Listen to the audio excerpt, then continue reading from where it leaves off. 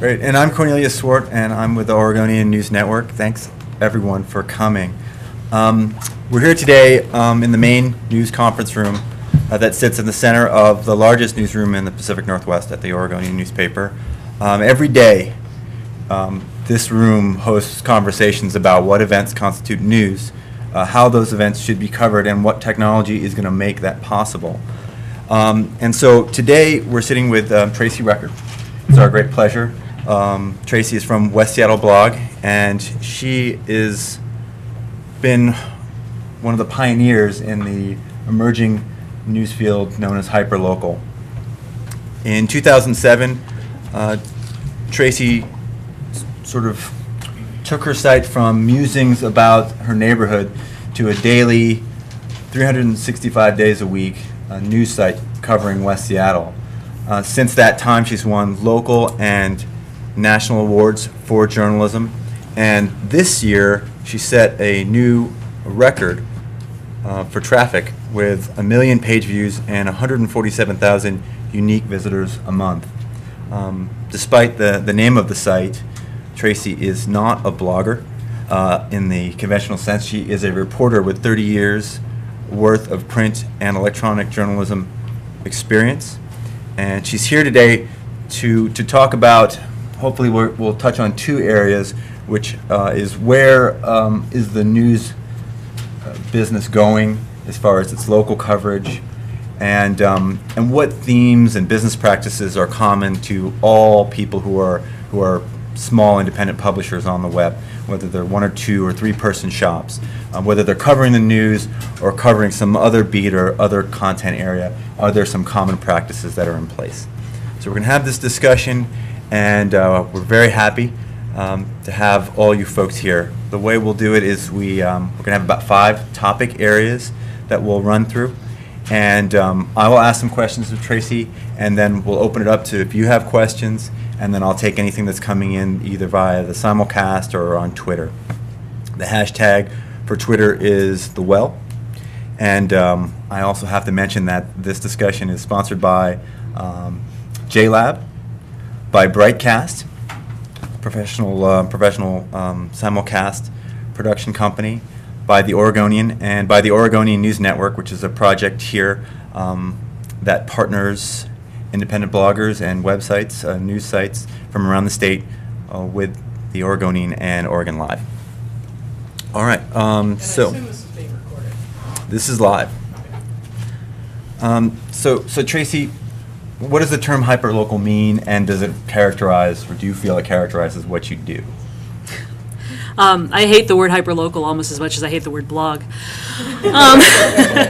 Neither one of them really describes anything that anyone does. Nonetheless, there it is, and I can't change the language single-handedly.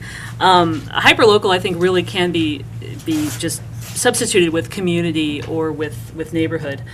In our particular case, the interesting thing is that a neighborhood has so many different definitions. You mentioned 95 neighborhoods that you cover, and I'm sitting here thinking, wow, we don't have 95 in Seattle. For example, in West Seattle, we have maybe about 10, 12, I'm not counting them in my head, but distinct geographic areas that do go by names of neighborhood, maybe only because they have a neighborhood association or people are arguing about their boundaries all the time, and we cover all of them. So in a sense, we're not necessarily a hyper micro local site, but because of the way that this area of town works together in Seattle, we couldn't really break our site into the Delridge blog, the Highland Park blog, the Alki blog, etc. It really, people identify as West Seattle, which is a geographic area. It's a peninsula that you have to cross a bridge to get to and from downtown, even though it's not very far. Can you tell us a little bit about the demographics, the makeup of West Seattle? Because it's kind of isolated. It's almost like an island in some way. In a way, yeah. There's a bridge that's very, very, very crowded. It's terrible. It's like a Los Angeles freeway to get into or out of, although we can go from below. West Seattle is a slightly more affordable part of town than some of the northern suburbs, which is where the fancier stuff happens, or the eastern part, Bellevue, places where Bill Gates lives and stuff on the east side of Seattle. West Seattle is very much a working class area. We're close to the port of Seattle, so there are longshore workers there. It's a bedroom community. There's not really any big industry there aside from the people who work for the port. So almost everybody has to get on that bridge in the morning and get out of West Seattle, causing the gridlock. And how many people are 82,000 people at last count. People are still arguing over the most recent census, so could be higher than that. But that's the latest count that we have, and we do have water on 3 sides, which is awesome. And when you started, can you describe a little bit of some of the media context that was happening in Seattle at the time, 2007 to in 2009, the PI went online only. And I think were there some TV layoffs there and at that time too? It's what happened for us is it wasn't just in the context of the greater mediascape. We have a weird little story. We call ourselves the accidental news site because the only reason it's called West Seattle Blog is because it was not started to be a news site. It was started to be someplace where I just blathered about our neighborhood. A year afterward, in late 2006, which was a year after the site was actually founded, we had the big windstorm. I'm not sure if it affected people in Portland, but all over Puget Sound there was a huge windstorm in December of 2006, and West Seattle had tens of thousands of people without power for days, and it wasn't getting covered. There was a small neighborhood news organization that was doing no online coverage at the time, virtually no. The national, the regional organizations were ignoring West Seattle because bigger things were happening elsewhere on the east side and to the south end. So we sort of started doing news. We didn't have a single ad on our site. I don't believe in Google AdWords, so we didn't even have, the little stuff that might bring you a couple bucks a month. And then a year later is when things really went big. In December of 2007, I quit my job. I was the number 2 person at Q13 in Seattle's newsroom. That's the local Fox station. And I had been in TV for more than 25 years. What was happening at that time was a combination of, we really realized over the course of 2007, as we started covering more things, that there really was a need for 24/7 news in our area. And also, I just learned that I really hated TV and I didn't want to collect it. It felt wrong to collect a paycheck doing something I hated any longer. So I took the leap, quit the job. And the site really took off. We were somewhat ahead of the curve, what Cornelius mentions. In 2008, and we wound up getting sucked into all these conversations just because of what we were doing. In early 2008, just the whole newspapers, a few here and there around the country, started shutting down. And you may remember, some of you might remember, the huge clatter. It was as if the entire newspaper business was going to die suddenly, which, of course, 3 years later, we see that it didn't. There have certainly been a lot of tumultuous changes, but there were many future of news conversations in Seattle. And again, learning a little bit about the Oregonian this morning, the news ecosystem really is different up there because the Seattle Times, for example, huge news organization, we're affiliated with it in something like the Oregonian News Network, but they don't do neighborhood news. They don't have a West Seattle reporter. They don't have a Capitol Hill reporter. In Seattle, we have a lot of sites that do what we do and do it pretty well, and stories will tend to bubble up from there. So that's sort of the way things have been happening. It really is that I got out just ahead of the curve. If I hadn't quit my TV job in late 2007, I am sure I would have been laid off within the ensuing year because I was a middle manager, and wonderful as I might have been, I really wasn't necessary. Content's what necessary. What was your initial startup costs associated with the site? There pretty much were none. And we still operate on the same, well, not entirely the same, but we run on WordPress, for those of you that are running your own sites, and some people on WordPress, some people like Blogger. Been on WordPress since the start, and it's an out-of-the-box design. We still have the same design that I put up 6 years ago, which is embarrassing, but once you get to a certain level, unfortunately, it's very hard to take everything and shift. It's like you suddenly have this massive truck that's going down this road, and if you try to turn a little over here, a little over there, the whole thing might tip over. So the person that was talking here about choosing your site name also, really, that does go along. We can't, I would love to change it from West Seattle Blog, but we're known as that, and changing it would probably create more problems than it solves. In terms of other things, probably one of our biggest costs at the moment is to have a really credible host. We spend a few $100s a month because when breaking news happens, because that's one of the things that we're built on, we experience enormous spikes that can take us down if we don't have a good hosting company. So that's otherwise, there's a lot of ongoing expenses, though, like having 5 different kinds of internet access. Now, so low overhead, and it supports both you and your husband financially. It's 100% sustainable at this point through the ads. And it has been since not many months after I quit my job. Wow. And we have, I have a little tagline that I say, and we have no investors, no rich relatives, no savings account. The only money that we actually put into it when I quit my job, and I was the family breadwinner at the time, is the fact that I learned from a friend that you can take money out of a 401k, and as long as you pay a big penalty, no problem. That's your money. You don't have to pay it back. So for a couple of months, we lived off the 401k, and not extravagantly. I didn't even have lattes, and then luckily as the year went by, we made enough that we could start shopping at Costco and having a Costco latte from occasion. Now, was there a moment when the site went viral, it became very popular, and you knew this was going to be a sustainable project? Probably the biggest thing that happened after the 2007 time, when I walked away from my job and we just started doing more and more news, was the 2008 snowstorms in Seattle. Again, I'm sorry, I don't know how the weather affected Portland at the time, but this was the back half of December 2008. In Seattle, it snowed 3 or 4 times. The whole place was just thrown into insane gridlock. And that brought probably thousands of new people. And there were people that not only relied on our coverage, but they also contributed and really shaped the coverage, even in terms of a simple, very rudimentary blog post format where I would put running updates up top and kind of wind in things that I was finding elsewhere, and then people would leave comments. We had comment threads that were hundreds and hundreds of comments long, but they weren't really comments. They were people saying, here's what's happening on my road, here's what's happening in my area, here's what's happening on the number 55 bus coming home. So the 2000 snowstorms really were there's no going back point for us.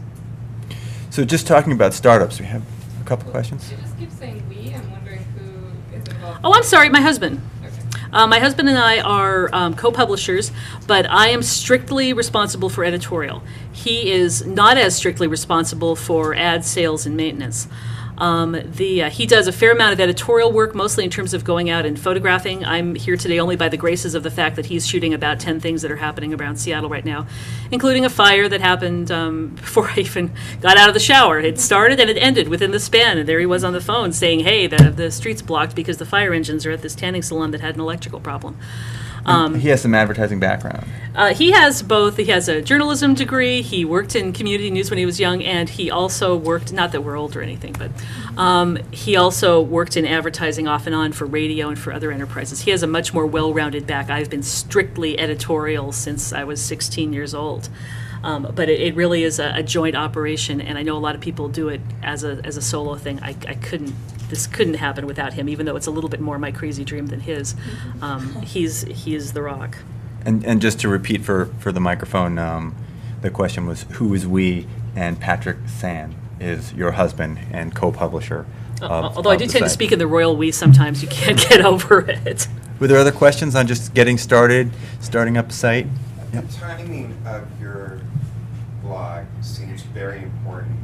And I was wondering if you had started it even just maybe a year later, do you think you would have been able to, one, be as successful and two, monetize it? So the question is, if you had started a year later, would you be successful, do you think?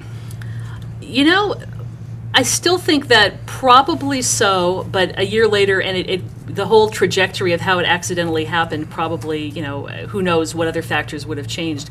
But in this particular case, there still hasn't been anything else. There's a neighborhood newspaper in the area, and they've ratcheted up their online coverage to some degree, but they're not doing what we do. And I think that there's a tremendous appetite, especially for breaking news, and also for very civic, it's not really city level, it's neighborhood level, but we cover every neighborhood council in West Seattle. There's about 12, 13 of them. We staff their meetings, we maintain contacts with people and report on issues. But no, you're right, everything in life is timing, and who knows, things might have gone down a completely different road. Any other questions? Okay, the next area was content strategy and stories. Is there a story type that you just love to tell? Is it, you said, your site started as musings about the neighborhood. Were there things that you were just interested in talking about that we didn't see out there? One of the things that really that still are, again, another hallmark of what we do is telling people about things in advance. It seems so simple, the event calendar or the daily roundup of things that are happening. One thing that struck me even before we turned this into a news site was that we had a local parade, a community parade, July of every year. And it seemed like attendance was dwindling. And it was one of those things that if you were an old-timer, and West Seattle has some amazing people who go back generations and generations, and they've always been there, and everyone knows, of course, when the parade is, everyone knows when the beauty pageant is. But as more people moved in, no, everybody didn't know that, and there really wasn't a central place to go that was banging the drum online to say, hey, guess what, today's the parade, or next week's the parade. So some of those things, we do kind of countdowns to the parade, we focus on the events in advance. Those are some of our favorite things. We don't sponsor events ourselves because our philosophy is there are so many amazing things that people are doing in West Seattle. We want to amplify them and let people know about them. It's not our place to say we're an organization that's going to create things. There's not a lot that needs to be created. That just more people need to know about it. Are there other really popular news categories that you just always people don't get enough of, or they're the content categories that are fueling your traffic? There are ones that are entirely surprises, things I could have never in a million years imagined covering, and that's the best thing about every day is opening the mailbox and seeing that somebody wants to know about something, and then if I write about it, then it takes off. And a few of them are crime. When I left TV, I was hoping I would never have to cover crime again. That was one of the things I hated about it, the classic standard, and I had to send a reporter out and go knock on some poor family's door. We still don't do the knocking on poor families' doors. That's, as a site publisher, I have the prerogative to say we're not going to bother crime victims, and that's what we do. We talk to the police, we follow the investigation. Anyway, but what really interests people is crime, property crime, not necessarily violence. We don't have a lot of that in West Seattle. It's, one murder every year and a half or so. But people are just crazy to find out what's being done about the burglars, the car prowlers, that sort of stuff, the broken window theory, the graffiti. And that's what we wind up covering a lot of. Some of it from police reports and some of it from people writing us. Like the top thing on the site at the moment is a roundup of 4 things that people emailed us about. Coyote sightings is another popular category. Lost and found pets, we don't do them as news stories currently, but I have a lost found pets page. That was, again, something because people started sending us notes about that. And then, again, things that are really, you couldn't have guessed in a million years, like this controversy erupted over the past week about the fact that a local shopping center was no longer going to have the guy who'd been Santa for 16 years. And they had free photos with him as long as you brought a food bank donation. And now they've been bought by a new company, and they're going to have professional photos. And people are just taking the torches down, and they said you've got to find the old Santa and find out where he's going to be. So I found myself on the phone yesterday morning with the old Santa and finding out where he's going to be. It's awesome. I couldn't have guessed it in a million years. Is there something that you see that's not being covered in the media? Obviously, in the Seattle context, you're saying that neighborhood coverage wasn't happening. You had also mentioned, we talked, the civic process. And by that I assume neighborhood association meetings or maybe land use wasn't being covered. Were there other really specific things that you were saying to yourself? The eyes have checked out on this. There's no one covering this beat anymore. Almost all of the above, really. Some of the things that we've really managed to make a mark on, not just land use and development, which again in our area, it's more a redevelopment issue. There are a lot of places that are 1 or 2 story buildings in a business district that has been zoned since a little noticed apparently neighborhood planning process 10 years ago, zoned it all to 6 or 8 stories, and no one seems to know about that. So when something closes and a proposal comes up, everyone's shocked that there's going to be an 8-story building. Also, what the neighborhood issues turn out to be matters of development and otherwise. But people also, it's just really been a matter of what people are organizing. The nonprofits, we really kind of reach out, not just kind of wait for them to say, hey, we're having a fundraiser, but also, what are your Christmas needs? And some of them, it turns out, are people that didn't necessarily, they weren't used to asking for help or really getting their requests amplified. So I was just talking to a charity yesterday, and was able to enhance a story that was just about something they did and say, and here's their Christmas wish list. It's really, it's the million little things like that. And some of it is also research that Seattle has pretty good online access to information, both land use, court records, but nobody, and some of this goes into the crime beat as well. The prosecuting attorney's office doesn't always announce when there's a verdict or when there's when there's necessarily a sentencing in a case. I found out that somebody in a particularly notorious criminal case had been pleaded guilty 3 weeks ago. And if I hadn't happened to look in that file, nobody would have known that. It just happened and quietly went away. And it's kind of scary sometimes to think that there's nobody else peeking under some of the really simple stuff. And there's a million more I wish I had time to do. So how do you prioritize things? I mean, it seems like there's a lot going on in there. Yeah, but it's sometimes in the morning, it's where you get tugged. Yesterday morning, our phone rang with somebody threatening a lawsuit, and I forget what the call was before that. And some things are just so urgent, you have to go chasing that down. But instead, it's just like any other aspect of the news business where you make a long list of things, and you put out, maybe 5 notes to people in 5 phone calls, and then see what starts coming back while you then chase over here, and then remember, I haven't done my beat check on today's business permits.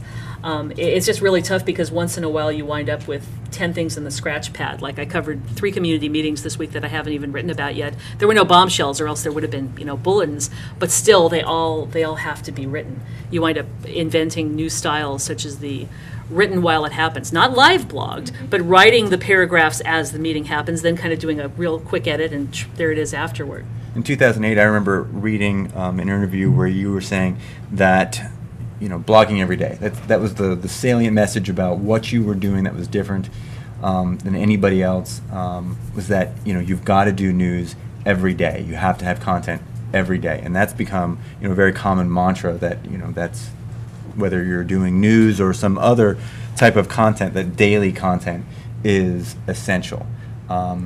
Did you bring that in intuitively, or had you already studied how online publications were working, and that's what you had to do? There was no study involved in any of this, unfortunately, and we're just not very scientific. But having worked in TV for a million years, and TV is something that can be done around the clock, even though you have your 5 and your 11 o'clock newscasts, it just made sense to be 24/7, 365. But the one thing that also strikes me that is relevant to everybody is the better you know your audiences and what their expectations are from you, and making sure that if you tell them something you're going to do, that you follow through on it. I know there are people that run websites and they say, you know what, I'm not doing anything over the weekend. My last report's at 5 p.m. Friday, and I'll see you again on Monday. I got a life to live. And that's great as long as people understand that. In the neighborhood news business, it's difficult because some of us do breaking news and some people don't. So if you don't do breaking news, just be clear to people that, hey, I can't do anything about this, but we'll check in on it on Monday. Or in the meantime, if you have a partner, like once in a while, this doesn't work so much with us because we're really crazy about breaking news. But there are some people that partner up maybe with a regional organization and say, our partners at X TV or X newspaper will have breaking news over the weekend. So if that happens, we'll link to it. I do think, though, that any website that you run, the more frequent your content, the more of an audience you're going to build. If we didn't do multiple times daily stuff, I don't think we would have gotten anywhere near where we've gotten. Do you work with freelancers, or is it all just you? And if it's all just you, how the hell do you do this? The question is, do you work with freelancers? We do work with freelancers. Although the thing right now that I wish I could find is hard news help. If anyone knows anyone in Seattle who's a hard news experienced reporter who'd be interested in working, have them contact me. I have a lot of great feature writers. So whenever there is something that I can assign out to somebody, especially something that takes a little bit of legwork, because I can't just let the site go for 4 hours while I go chasing down someone who's going to open a new restaurant, who might be over here renovating it, they might be at their existing establishment across town, they might require 10 phone calls. And we do pay them. I'm really, really rabid about, if you have a website and it's a business and you're bringing in revenue, you can't expect people to work for you for free. And that's something that people talk about, in the business currently, building a sort of amateur amount of, we get content from people all the time. We get, here's what happened at our, our PTA fundraiser, and here's a cool picture. But if there's an article and it's assigned, it'll be somebody that I pay. And you said you assigned out almost a full-time position worth of work last year, and that means the cost. Yeah, when I added it up, it was kind of surprising because I wasn't really watching this along the way, but last year what we paid out in freelance was close to $40,000. But as I was telling Cornelius earlier, the interesting thing about it, though, was that it was across a lot of specialties, across photography, across reporting, all the way down to bookkeeping, developer, somebody to research. So if that was one full-time worth of people, which we don't currently beyond my husband and myself have now, it would have to be somebody with this amazing skill set. How important is photography in what you do as far as how popular and essential is that to your audience? Photography is everything. I could run the website as 100% photos with a couple of words in between, but I could not run it as 100% words. And this has been an interesting lesson to learn because neither my husband nor I have any sort of photography experience. Even in TV, I tried hoisting a camera once when I was like 24 and quickly realized I couldn't do that.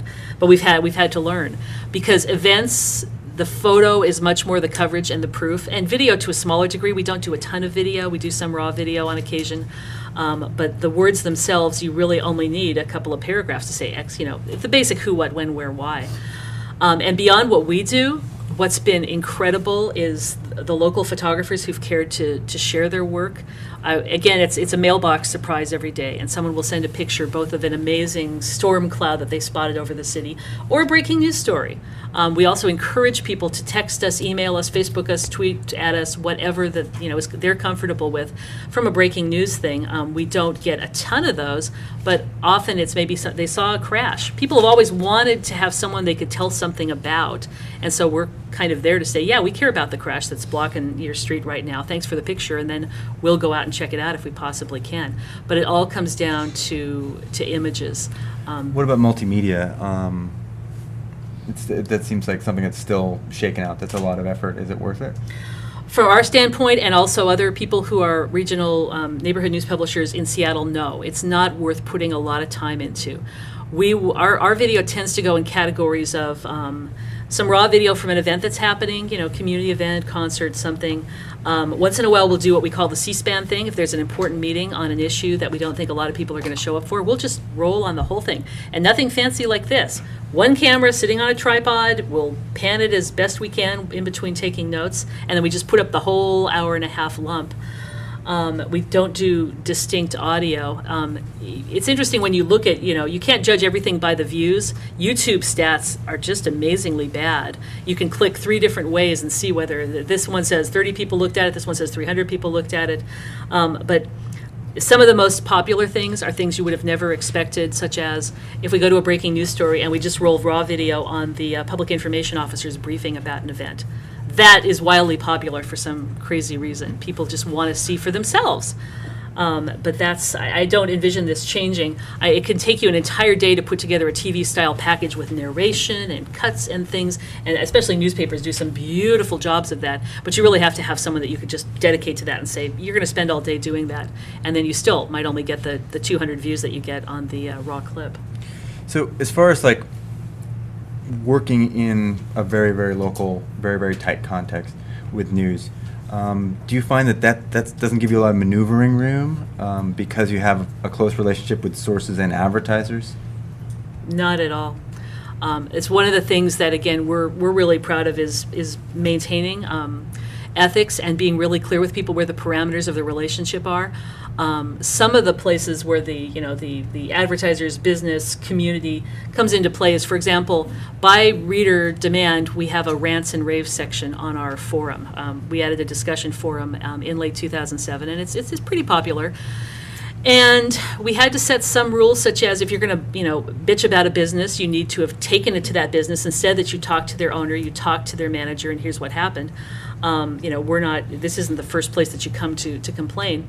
And then we get businesses that want us to take things down, sponsors, non-sponsors, and if somebody has posted within rules, we say no, sorry, and that's lost us some support. That's lost us the occasional account here and there. And our thing is, if there's anything that you would drop an ad with us because you don't want to see, I don't want you to be an advertiser. That's just not right. When you run it, as opposed to old media where you might have a multi-$1,000 contract that might cause you some pain if somebody drops it, but nonetheless, companies will stand their ground anyway. In our case, there's no ad that's worth more than a few $100s, and if somebody drops out, we're blessed to have a big enough support base that's not going to hurt. We also are really clear in terms of transparency and saying if anybody we're mentioning in any context, even if it's an event calendar listing, is a sponsor, there's a little sponsor thing after it. And these are all kind of things that we make up along the way to say we just don't want anybody ever suspecting that anything we do is out of some sort of motivation just because it's a secret sponsorship deal somewhere. And what about coverage of community groups or community issues? If you take a critical or unpopular view of something, are you afraid you're going to lose audience? We don't take views. That's one thing that we decided to do, and it's, again, kind of weird. We go against the grain a lot in terms of the way that people run blog format sites, but we don't endorse, we don't come out with an opinion. The very first year, when I was just me blathering, I did take stands. I said, I'm voting for this or I'm voting for that, but since we decided to go pro, no endorsements, no editorials. Nonetheless, again, just like any sort of news organization, you get people reading things into what you write. There's currently a very contentious issue in one neighborhood, and we're the only ones covering it closely. And suddenly in the comment section erupted this whole thing where someone said, well, I know that you're tipping off the local neighborhood council leader to absolutely everything that is happening before you ever even publish it. And it's like, wow, where'd you get that? And then another group of people saying, we know you're secretly for this, another group of people saying you're secretly against this. And all it's done is just, well, that's really interesting. The old joke about if the people who are pro and con both hate you, you're probably doing something right. How big do you want to grow the site, and why? The only thing that kind of motivates us in terms of growth is just knowing that we need to be a long-term operation. The neighborhood has come to rely on us for better or for worse, and we can't just be in a position where we could just drop dead at any second or decide we were going to move to Santa Barbara or something and leave them in the lurch. And that's something that kind of weighs on us a lot. So we look at the decisions that we made in terms of responsibility and sustainability and saying, okay, we need to figure out now how this is going to go for the long term. So a few employees would be nice. We have taken vacations, but we've never really disconnected for an entire day. The site has never gone dark for a day or for an hour, and it never will. We've had some great people to help along the edges, but we do need to grow it into a slightly bigger operation. We also have a small site in a neighboring neighborhood of West Seattle that is currently non-commercial. It has no ads. It's a much, much, much smaller audience, but that neighborhood is going through a lot of changes, and it deserves better coverage, so we'd like to have a little more oomph for that, too. Now, hyperlocal is a national trend, and a lot of big companies have tried to take that on. The New York Times closed its local service. TBD in Washington, D.C. closed. Patch has struggled. They're saying their numbers are good this month, but in the past, the numbers haven't been so good. What do you see when you look at big companies that are trying to do this? What are they doing? What are they doing wrong, or do you see them doing some things that are right? The main thing that they do wrong, and this applies for, in our region, the biggest factors are Patch, and I'm not sure how much Patch isn't in Oregon yet. It's not here. And DataSphere. Are you all familiar with DataSphere? I believe that through K2 TV, DataSphere operates some quasi-neighborhood sites. They started this up in Seattle through Como TV, for whom I used to work. And the biggest mistakes that these companies make are both doing a cookie cutter thing and claiming that it's serving a neighborhood. They have a template that goes for hundreds, thousands probably by now of sites, and they have a boiler room somewhere. I think DataSphere opened a boiler room in Arizona or Texas or someplace else, calling and hounding local businesses to advertise on sites that few people are reading. And you can't do that. I and a lot of people that are in a group of local publishers across the country, we're very evangelical about you have to know your neighborhood, you have to be in your neighborhood, you have to serve your neighborhood in the way that makes sense to them. You can't do it on a cookie cutter basis. You can't focus on anything national. We don't even take national advertising, and that's something that that people have differing philosophies on. But in the case of a patch, or I don't know the data spheres there yet, but in the case of a patch, AOL's local hyperlocal play, that would be their dream come true. Apparently, that's the only time I ever saw an ad on a patch site. It was a Pepsi campaign. That's crazy. Pepsi has lots of other places to advertise. They don't need to advertise on a neighborhood site that is a place for small local businesses. Have you felt Patch's presence? Have they? I mean, your site seems to be growing still. So, but what has been the effect of Patch being in your market? They haven't come into Seattle city limits proper. Okay. They opened about 13 sites in places sort of all around. They made some moves as if they were going to get as close as the city of Burien, which is just south of where we are, and then they kind of stalled. And I think ever since the Ariana Huffington thing and others, they're kind of in a pattern. They were opening like 100 sites a day there for a while, year before last, and then this year, it's kind of just maybe one here and maybe one there. People have questions? Can we start talking about monetization?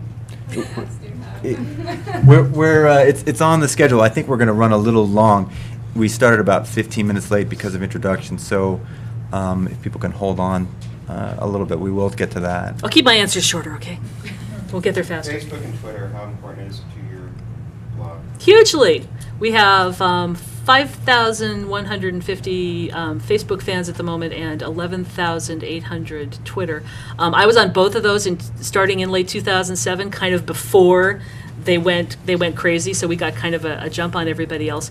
And we publish in all channels, and not just links. If you're going to do all of those, and again, I'm sure a lot of you, because the kind of things you do sound very social and very interactive, but you can't just throw out your links. We have one Twitter account that just automatically sends our links out via RSS, but the main account is anything from some sort of annoying observation about what a pretty sunset it is to, hey, there's, don't go down California right now, it's blocked. So what percentage of your content would be on Twitter?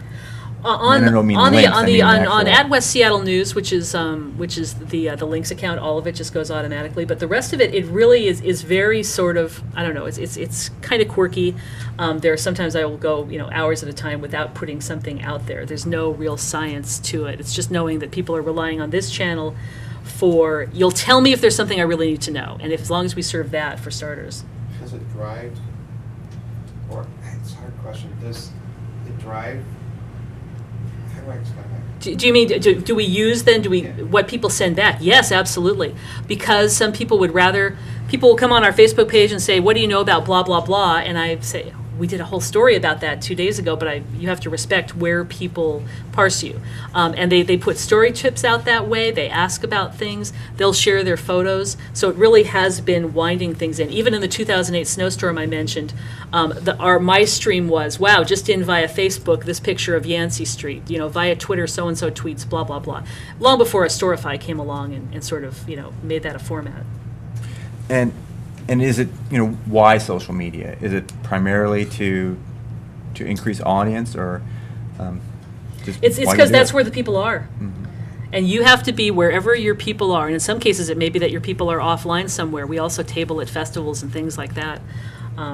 It's really silly to think that you can just define the terms of everything I do is here, and if you want it, you have to come where we are. No, I have to go where you are. And speaking of that shift, so what do you feel like the impact on what they call the blogosphere has been since the emergence of social media? Do you feel like you're seeing fewer blogs out there? Have more people migrated to social media? Folks who might have had blogs like 5 years ago? If their entries tended to be something quick and personal, yes, they're doing it on Facebook now. And that's great. That's exactly what Facebook is for. But some of the amazing things it sounds like, a lot of you guys are working on, you can't do that in a Facebook post. You could make it a Facebook note if you really wanted to, but it's not going to be seen and found there. Facebook still has really bad SEO. So you really have to have your own site if you have something more to say than a couple lines. Well, we're on social media. Yeah.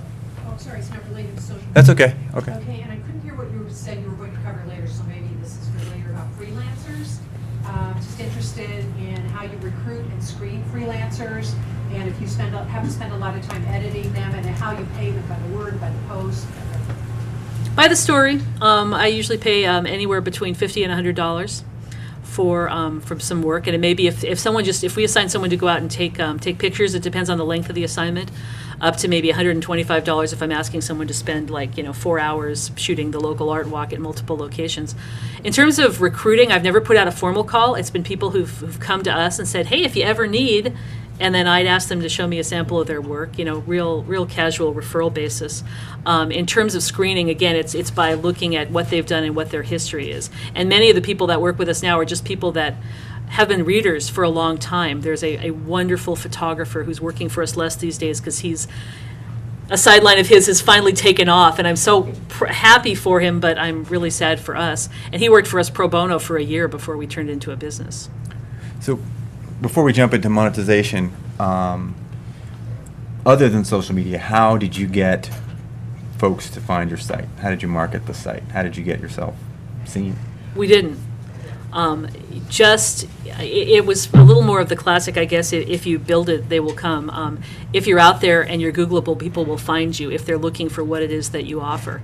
I'm not quite sure exactly how it happened, but people found us through search engines, and they found us by word of mouth because we were talking about things that people were looking for information on. The aforementioned parade. It was so exciting when the site had been out for only 6 months in the middle of 2006, and the guy that produced the local parade sent me the running order. He said he'd been reading what I'd been writing about the parade, and we were anonymous back then, by the way, for our first 2 years. And he sent me the parade running order. It was like the most exciting thing that had ever happened to me.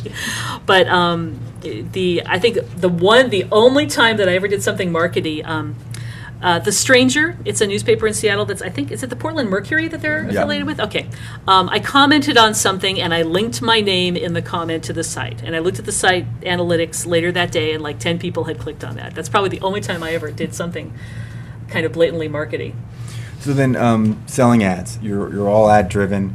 What was the skill set that you brought in with your husband that was the most important thing? I mean, the thing that you really wound up relying on a lot as you went out to try to sell ads?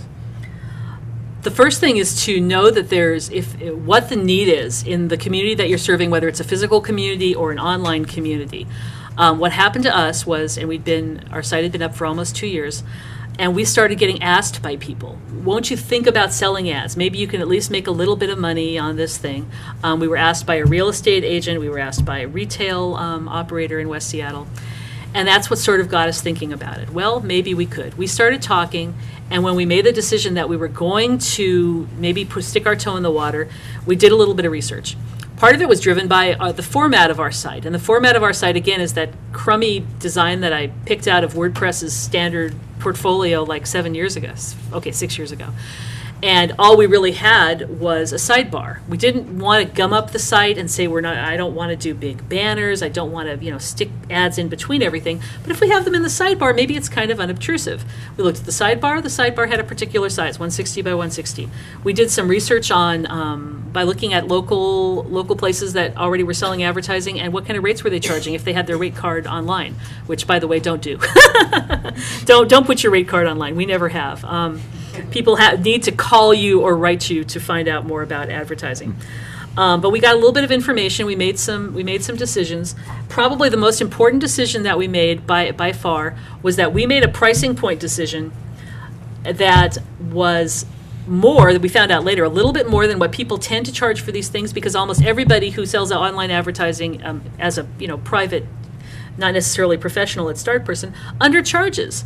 I was horrified to see people go out there and say, buy an ad from me for $25 or $50. Oh, please, please, please, please, please. You're never going to make a living if you do that. We do not charge outlandish rates. We still don't discuss them publicly, but believe me, they're not outlandish, especially considering we have 1 million page views a month.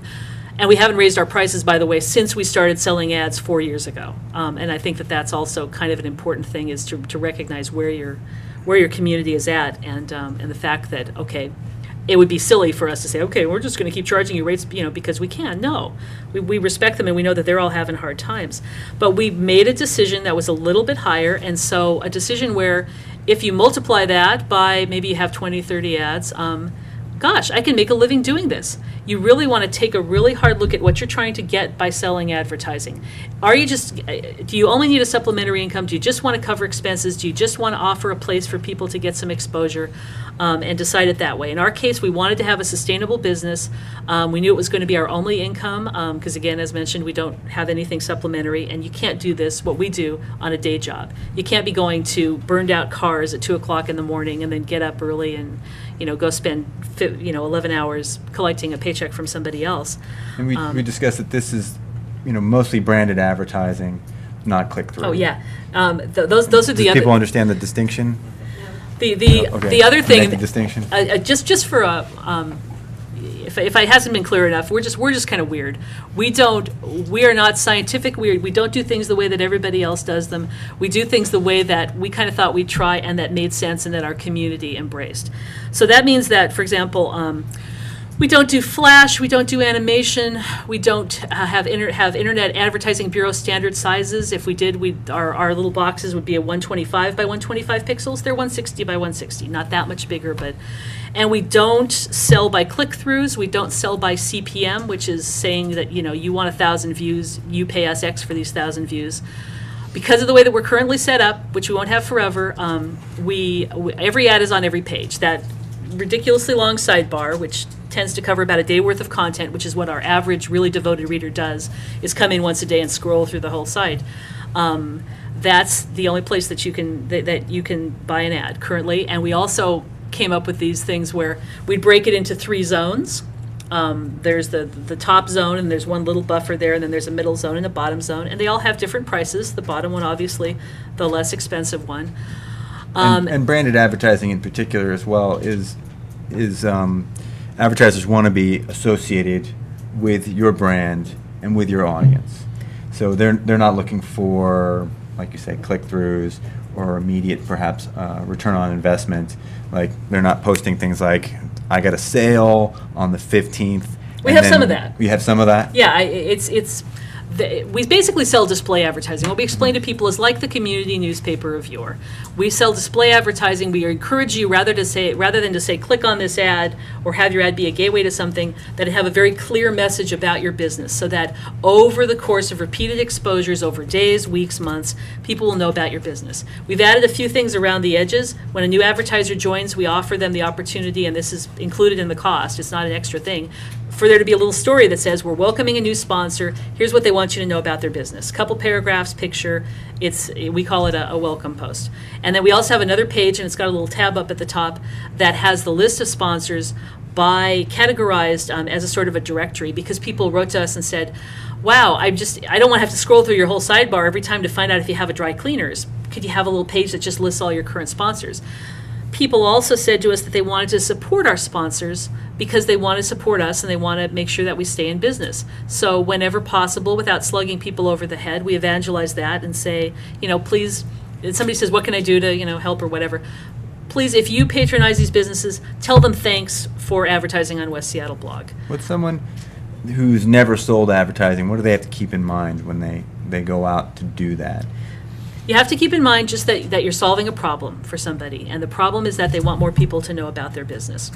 My husband worked in sales in electronics some years back, and there was kind of a clash between him and some other people who worked the way that he did, and the management. The management had their goals, which was, we want you to sell this particular TV set that generates us this kind of commission and this kind of profit, and he just wanted to help people. He wanted, if you walked into his store, he just wanted to find out what it was that you wanted, and he'll point you to the thing that did that best. And that's how we approach this, which is and most of the time it's people come to us now and they say that, here's why I want advertising. I want to let people know that we now take insurance at our massage clinic. Great. So we'll talk to you about that, and we'll tell you what seems realistic. But again, it's on a display basis, and we tell people, they say, well, are you going to tell me how many people clicked on my ad? And we tell them, you know what? You have a site log. You'll know how many people came from West Seattle Blog to your site. And if they don't know, they need to talk to whoever runs their website. Once in a while, you'll get somebody who doesn't have a website. That's a tough nugget to sell, but we have a plumber who still doesn't have a website. We link them to a post that a reader put up about in our forum once about them. And it wasn't anything that we wrote or that anybody wrote related to it, but they liked it. They thought it was a good review, and they had written in it with their contact info, so that's what their ad links to if anybody clicks on it.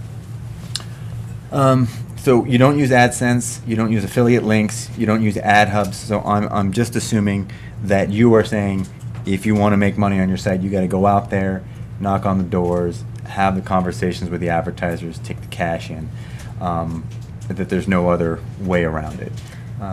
Am I right? Well, if you're dealing on a local basis, and there may be some folks here who are, maybe you're handling topics that have national interest, in which case you are never going to meet the people that want to advertise with you. But I still strongly suggest that you avoid some of the stuff that Cornelius mentioned. Some of it just kind of junks up your site. Like if you take AdSense, and again, I'm not knocking Google. We advertise on AdWords. We buy some search terms. That's the only kind of advertising that I currently pay for is some on Google, even though we have a pretty good Google position organically. It just kind of looks junky because you wind up with that, 5 great tricks to burn fat. Or something that's, I can imagine you with the bug site, what you would get if you had that, or maybe you do. Or else you get the case where the code is in there so that if you happen to, in your personal web browsing, look at a certain site, suddenly every time you go to some other site, an ad for that company follows you around. That's just spooky. And I think that's something of a violation of the reader's trust. But when you deal directly with people, they know you, you know them. And then you don't have to worry about somebody else accidentally putting something on your website that doesn't work with it. No. Let's open it up to everyone's questions at this point. As a journalist, how did you get over the hump of ad sales being beneath you? And I think that's the biggest problem for most of us. It's called wanting to eat. That's a great question. It's the biggest thing I deal with is I don't want to sell ads on my site. I want someone else to sell ads on my site because I don't want to be driven by my advertiser to cover their party or whatever, And the question is, how did you get over the kind of gag reflex that some journalists have in going out there and selling ads? Well, whether if there is anybody at all that you can get to help you at any point, I strongly urge that because, again, I couldn't do this without my husband. But if I had to, I would. If he had to go on a 6-month sabbatical somewhere, I don't know, and I couldn't find someone to help, I would just because, need to eat, need to keep it. There's a guy named Howard Owens. He runs the Batavian in Batavia, New York, and he is pretty outspoken in the field. He was a longtime newspaper guy, and even though his wife assists in his business, he does the lion's share of everything, including the advertiser relations as well as most of the journalism. And he just describes this in much better terms than I ever could. But the one thing that we all have realized along the way is that you have, if we don't have ads or some other kind of income, and if there's any other kind that works, someone please tell me, because right now it isn't. It is ads. Then we can't bring this to the community. So inside yourself, you have to internalize that, I feel kind of creepy about this, but I really want to keep reporting about my neighborhood, my topic area, whatever. So I'm going to just, hold my nose and do it. And think about it in terms of the solving of the problem for the small local businesses. If you don't want to cover their parties, you shouldn't ever have to. In our cases, we cover some of them because they're news. It's funny to see what happens in the neighborhood news business between the breaking news about the car crash, what happened at the community council meeting, the fact that right now for the next 4 hours you can go into Menashe's Jewelers and have champagne and shop for rings. That's news too.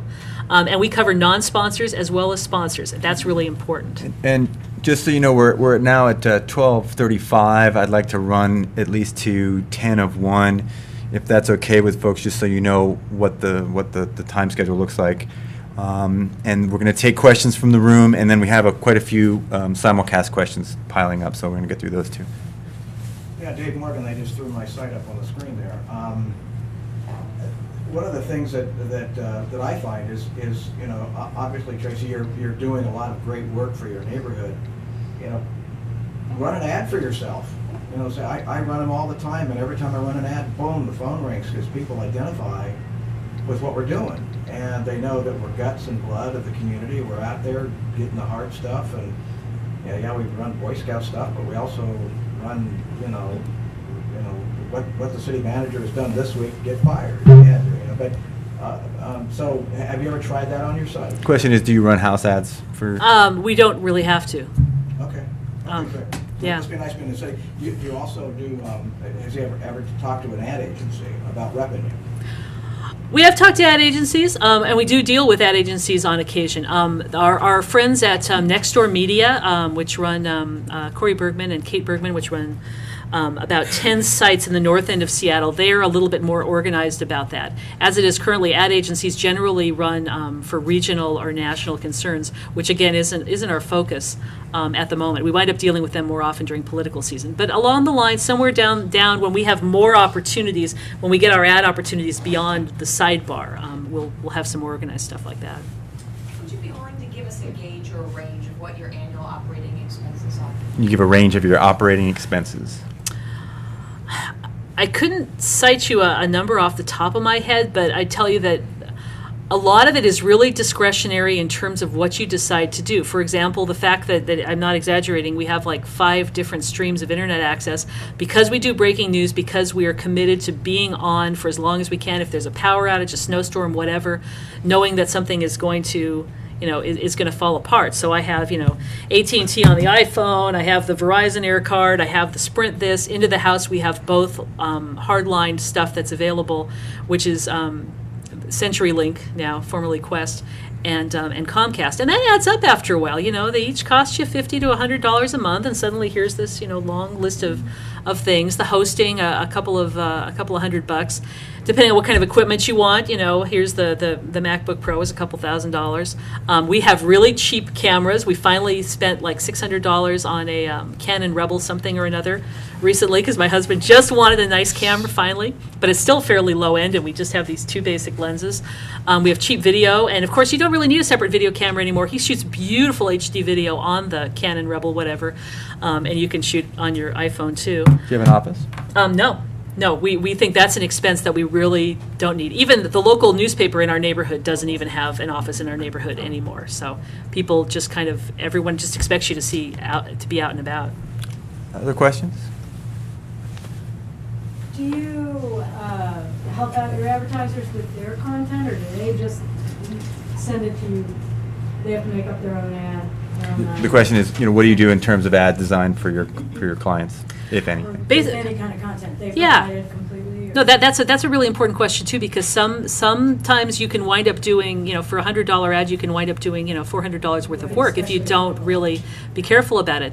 My husband winds up in all the conversations, and some people want a lot more conversation, and some are really, they send an email, they say, we want to advertise with you, here's our ad, bill us. What he winds up doing are a couple things. One is we don't do design. We know that we both suck at it, and we don't want to use a cookie cutter program so that everything would look the same on our site. So we say, please send us your ad, and if there's a designer you'd like to have a recommendation, there's several people that are in town. We don't have kickbacks. We don't have any professional relationship with these people, but we'll send you there so that we get the ad.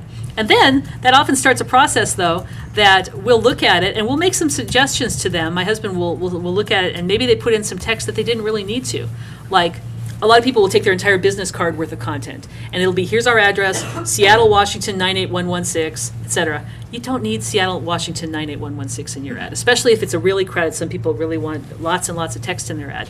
Or we'll point them to what we consider one of the really cleanest ads on our site and say, if you want something to model after, take a look at M3 Bodyworks.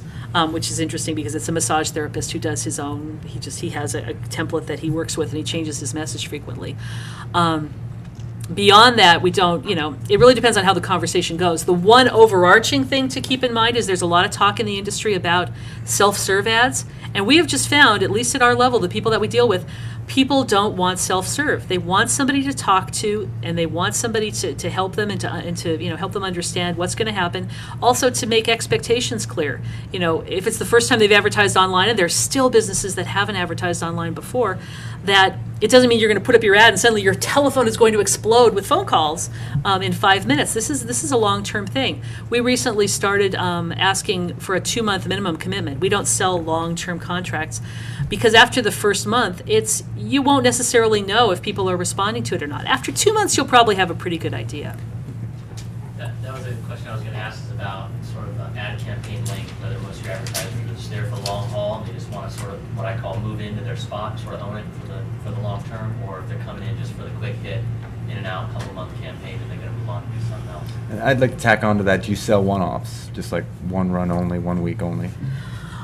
We don't, for nonprofits, we will, and we don't have different rates, but for nonprofits, we will, if you came to us and said, we really just want to advertise our fundraiser or whatever for a week, we will do that. But for regular businesses, it's the 2-month minimum now. And what percentage is long-term advertising? Well, interestingly, because we decided to do this first come, first serve thing, which is where your spot in your zone on the sidebar is yours for as long as you care to be there. We have these people that happen to be early adopters, and there's like 10, 15 at the top of the sidebar, and they've been there for like the whole 4 years we've been doing this. But then there's also people who say they get great results way down at the bottom of the sidebar, and they've also been there for a few years. And this is one that when we finally make a change, we have to decide, how to deal with, because again, it's another one of those made an early decision, didn't really know what we were doing, and you're kind of locked in. I still don't feel comfortable doing some of the things I know newspapers have done forever, which is lock you into a 6-month or a 1-year, campaign, because I don't know that, people, you wind up having to discount for that. And our rates are low enough already that there's just no point in a discount, for us anyway.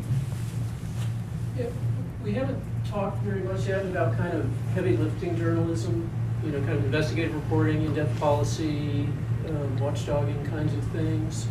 Do you do much of that, and how do you make a business case for it? The question is, do you do watchdog or enterprise journalism, investigative journalism, and how do you make a business argument for that, I guess? I wish that we could do more. That's where I would love to have more hard news help. I have done some things that would fall under that, but certainly not under the weeks, months, years kind of report. Sometimes they just fall into your lap, like when the neighbors of a reservoir project discovered that where they thought the project was done, suddenly these crews came and started digging it up again. And what's going on there? And that led me down a path of finding out that the contractor had done things wrong, and at this multi-million-dollar cost that was going to wind up in court eventually, they had to redo the seal on the reservoir. And that was a semi-investigative piece. It took days to turn. It took some digging. Luckily, the public agencies actually wanted to cooperate. Then there also was the what's the other one? There was another case that came up that also required a fair amount of digging. Oh, I know. It was a political organization that we routinely cover. We go to the largest political group in our area, the 34th District Democrats, every month. Somebody got up at the end and started talking about this political mailer that a candidate had put out, and it looked like a political mailer. It was supposed to be a publicly funded arts newspaper that the organization had gotten a public grant for, but there was a lot on it that made it look like it was actually a mailer for a candidate that was related to the person who put it out. And I had no choice. I had to go after that story because I was the only reporter in the room, as happens at a lot of the meetings that we cover. And so that took a couple days worth of nailing down. The situation was resolved pretty quickly. They asked that the person give the money back. The person gave the money back. I think there's a great business case for it. People love those stories as much as they love the coyotes and the cute parades and all that. And if I had the right people to help out, we would do 10 times as much as we do now. We have just a few minutes left. Can I pick up on a follow-up on that, Tracy? With Investigate West being in town with you guys, do you do much collaboration with sort of the local investigative hub there? With Rita, who's now not there, Yeah. with those guys? Do you guys do much cross-pollination with your work? Because they're trying to be regional, there isn't really much synergy. And for example, they did a piece that they offered to everyone that was sort of tangentially touched on our area, and I looked at it and it didn't really have much to offer. But what I did try early on, and I reached out to the person you mentioned a couple of times, and I was hoping I'd get a nibble, but I guess maybe they didn't have people in this situation. As I said, if there's anyone working for your organization that would like to have, like a 1 week or 1 month contract to work on a couple stories for me, I would love to pay them. And I never got a nibble. I would love to have that kind of a relationship with some people that are doing freelance investigative journalism, because I could pay someone, hundreds, maybe $1,000 for, a few weeks of work. Because even now I have 2 or 3 things on my scratch pad that I just can't do because they go too deep, and I would have to literally peel myself off the site for a couple days. We're going to do a forum in December on that. Awesome. The hyperlocal investigative intersection. So, journalismaccelerator.com, national, just all the different hyperlocal investigative. So you're going to be doing a project at We're doing a forum, and what is the website? Journalismaccelerator.com. journalismaccelerator.com on hyperlocal investigative news. Yes, we have two, actually. Good question. Tax lawyer and, Should everyone be lawyered up that has blog? Yes. You should know who you're going to call if, but the thing, the funny thing, just again, in keeping in mind, things are not always what you expect they're going to be. Everyone gets freaked out about this because they think someone's going to sue you. And you know what? The first thing, and still the most significant thing we've ever had to pay a lawyer for, is when someone defamed us. Someone sent out a really ugly email in 2008 that made untrue claims about us, and we had to pay somebody $750 for a cease and desist lawyer. But do know your law. I'm also lucky that in my old media career, I was always the legal specialist in the newsroom, so I know, libel and slander law pretty well. Also know the Communication Decency Act clause that says that you're not liable for stuff that somebody else says on your site. It doesn't absolve you from having to, or choosing to if you want to, moderate your content, but it does mean that you're not as liable as you think. And if you're a nonprofit, the Online Media Legal Network does nonprofit pro bono service for publishers. I'm going to ask a couple of simulcast questions here. Are you aware of Microsoft, the Microsoft News site? And is your territory being covered by that site? No, I haven't heard. I wonder if they mean MSNBC. Because MSNBC has added some aggregation recently that has picked up sites like ours and others. But So are you affiliated with any other sites? only with the Seattle Times through the networked journalism project. And again, it's a really loose partnership. I'm not sure how things are arranged here because every region that's doing these is doing them a little bit differently. There's nothing, we haven't signed anything, no money has exchanged hands, etc. It's just a really kind of great give and take relationship that we're sort of making up as we go along. We also sometimes establish short-term partnerships. Recently, we had a week of this amazing road work where the viaduct, which is a main roadway through downtown Seattle, and West Seattleites refer on it, depend on it a lot, where we partnered with the local TV station King 5 to cover it. And again, it mostly meant a lot of promotional reciprocality, but that was just sort of a short-term thing. But we're kind of friends with them otherwise. Okay, I think that's really it for the simulcast questions. I'd rather go back to the room here. I had a question about moderating the comments. Mm-hmm. Because we deal with so many kids and families and teachers, we have to be really careful with moderating comments, but I heard that hurts you in a blog if you moderate, and I wanted to know your thoughts on that. Question is comments. Oh, Do you moderate? We could have a whole separate session about comments. It's one of my favorite topics. There's a lot of myths and things like that. No, it doesn't hurt you. My strong belief, for one, we believe that anonymous comments are not bad. There's a lot of people that are out there going, oh my God, I have to go to Facebook comments because people use their real names. People with their real names on our Facebook page have been more vicious than people I've seen, using anonymous things. So I think that's a completely false argument. So we don't require people to sign in. They can, go by whatever name that they choose as long as they maintain a consistent identity in a comment thread and don't pretend to be 2 or 3 different people, and we'll catch that with your IP address. But I believe that you need to set rules and enforce them. And that's gotten us as much flack as not doing it, but it's all completely, repellable flack, because if someone doesn't want to be on a site that has rules requiring that you don't engage in personal attacks, that you don't libel, slander, publish false information, then I'm sorry, I'm not the site for you. We generally don't moderate everything before it's published. Sometimes we have to go into lockdown if there's something really sensitive going on where everything does go through, but WordPress enables you to bring that in and out really easily. I will never edit a comment. Either the entire comment is up or the entire comment goes away. You can't do that. You can't edit somebody else's words. But we do disallow comments if they break our rules, which include no direct personal attacks. Our line is, critique the comment, don't critique the commenter. And it's really hard because some things really, really toe the line, and it's really hard to evaluate, and we make the wrong decisions sometimes, but somebody has to make a decision. Your site is kind of like a party, and you're letting people into your house and into the party, and yes, you have the right. When people start screaming about freedom of speech, okay, freedom of speech, if you look back at the amendment there, it says that Congress may make no law abridging the freedom of speech. I'm not Congress. Okay, you can go start your own website and say any damn thing you want on the internet. I welcome you to, but on my site, I'm not going to let you, call somebody an idiot or whatever. I have a question from the simulcast, which is, what do you think is the minimum population that a hyperlocal site would need? And I think just broader, do you think there's a magic number in terms of an audience? You know, whether you're talking about an online community or a market niche, do you think that there's a minimum size or a minimum size that you need? There really isn't. I've been lucky enough over the past few years to be able to go to some conferences and some events to meet some people doing this around the country in different formats. And I remember the women's media entrepreneurs, something or another in Washington, D.C., and there were these gals from these tiny, tiny towns in the eastern half of the country somewhere that were doing great things. And I think that their audiences were like in the hundreds.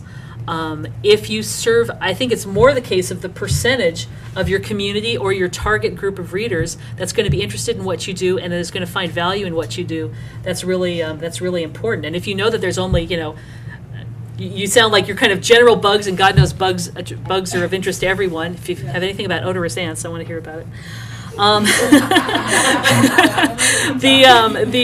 But let's say you were really special and you were just covering this particular category. If there's 100 people doing that in the country, and 50 of them are interested in your site, score.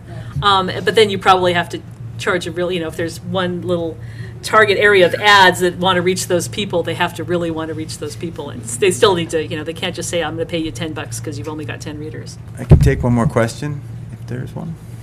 Because this is a partnership project conversation, I was curious, Tracy, you touched on it just a little bit, but what are some of the things that you like about the partnership project in Seattle? What are the things that, with this being a new project, that you might suggest as neat things to explore or check out, cautions? Do you have any thoughts on that? Oh yeah, the best thing about it has been obviously the fact that our content and many other great sites in Seattle are exposed through the Seattle Times homepage. They did a redesign recently, and they've now standardized where they put the partner headlines. There's about 4 of them. It's a small area, but if you're there, you might get a couple hundred hits out of it, which is great. And also, if you're involved in this, again, I encourage you to be in open dialogue with the folks that you're involved with, to make proposals and to make suggestions, and you guys too, because some of the things are things that the Times hadn't thought of or that we hadn't thought of, such as using photos. Again, Cornelius asked about pictures. Pictures are a huge thing, and I know it was a real leap of faith for the Seattle Times to say, okay, we're going to be okay with you occasionally using a picture from our professional award-winning photographers on your little old site. But it means a lot because sometimes they'll be at a place that we can't be, or more importantly, they'll have a better picture. We cover a lot of things that the citywide media goes to too, because there's just some things of interest that happen over in our part of town. But their pictures are beautiful, and I'm never going to have a picture as great as like the little girl who's raising up the flagpole. And it's really important if in that case, and I can say used with permission, Seattle Times, photo by Mike Siegel. We have tried to encourage them more. Some of us, the original founding partners, to maybe even consider using our pictures on occasion when there's a spot news story. And I know it's a real hard leap for them, and they have issues, maybe union issues or whatever, or quality issues. So those are some of the things. Also, one thing that we're hoping to talk about is along the lines of investigative or serious hard news journalism. If somewhere down the line, some of us especially that might have had background before, might partner on actual individual stories. I have a few ideas that I think it'd be great to work with a Times reporter on. And maybe down the line we'll get there. But the biggest overarching thing is just to say that old media and new media can partner together, and that's what this was all founded as, by JLab a couple of years back, to say what would it look like if a big, huge newsroom and a little small shop work together. What would that look like? And it's still a work in progress. Well, that's a great way to end. Thank you all so much for coming today, and thank you, Tracy. Thanks.